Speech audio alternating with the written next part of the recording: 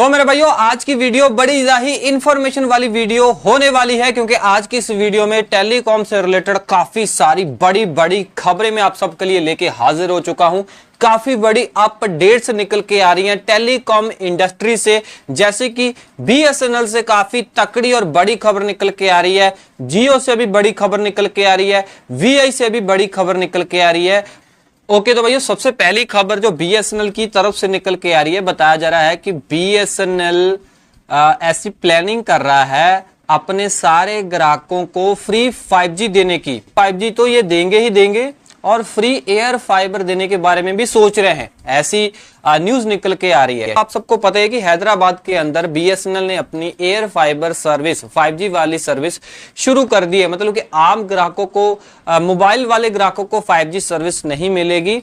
हैदराबाद के अंदर air fibre में उन्हें 5G यूज करने के लिए मिलेगा, जो कि क्वांटम 5G टेक्नोलॉजी ये यूज करने वाले हैं। बीएसएनएल बहुत ही तकड़ी प्लानिंग बना रहा है जियो और एयरटेल को टक्कर देने के लिए और अपने सब्सक्राइबर को बढ़ाने के लिए। सो ये सोच रहे हैं कि ये अपनी जो 5G एयर फाइबर सर्विसेज है वो फ्री दे सके। सो फ्री कैसे देंगे, जैसे कि जियो ने किया था कि 12 मंथ के लिए इकट्ठा ले लें प्लान और सारा कुछ फ्री में ले लें, डिवाइसेस वगैरह फ्री में ले लें, और या फिर अगर आप 6 मंथ के लिए लोगे तो 1000 रुपए इंस्टॉलेशन देने पड़ेंगे।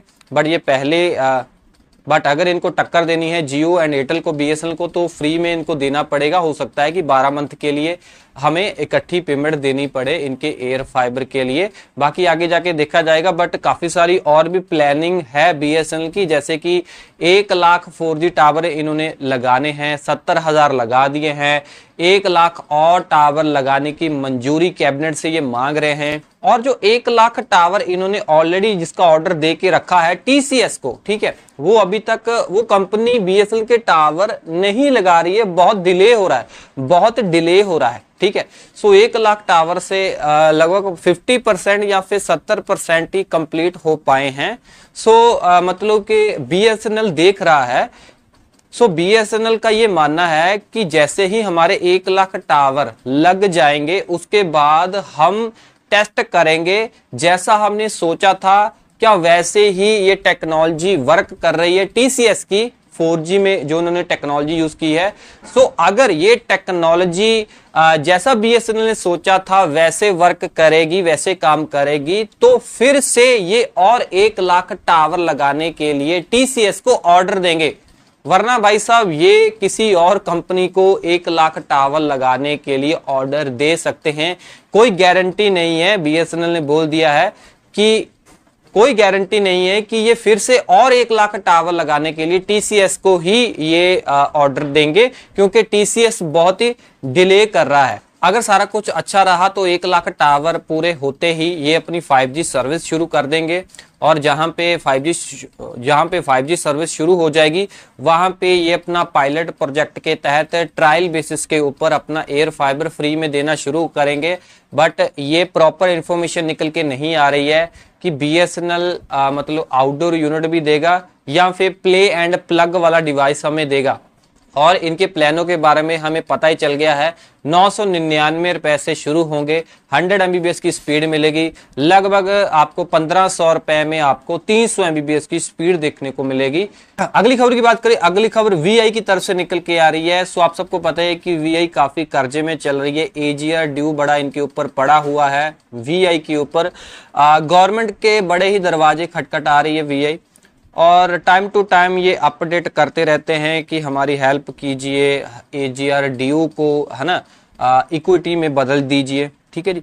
तो गवर्नमेंट जो है हेल्प करना चाहती है, सो कैबिनेट से बहुत ही जल्द ये बात करेंगी। कहने का मतलब जैसे बीएसएनएल 1 लाख और टावर लगाने के लिए कैबिनेट से बात करने वाला, प्रधानमंत्री को लेके ये कैबिनेट से बात करेंगे बीएसएनएल वाले। वैसे ही भाई साहब वीआई भी गवर्नमेंट को बोल रही है कि हमारी भी, जैसे आप बीएसएनएल की हेल्प कर रहे हो हमारी भी हेल्प करें।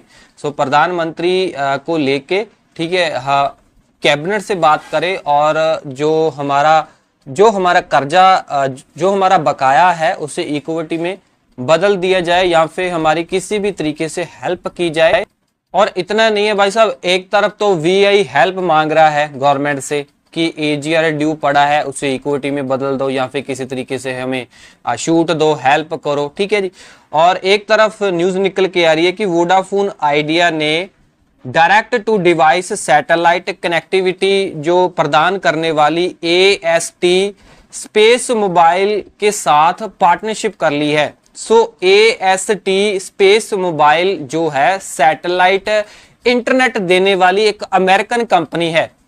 एक अमेरिकन कंपनी के बारे में तो हमें पता ही है, जो इलॉन मस्क की है, स्टारलिंक जिसे बोलते हैं।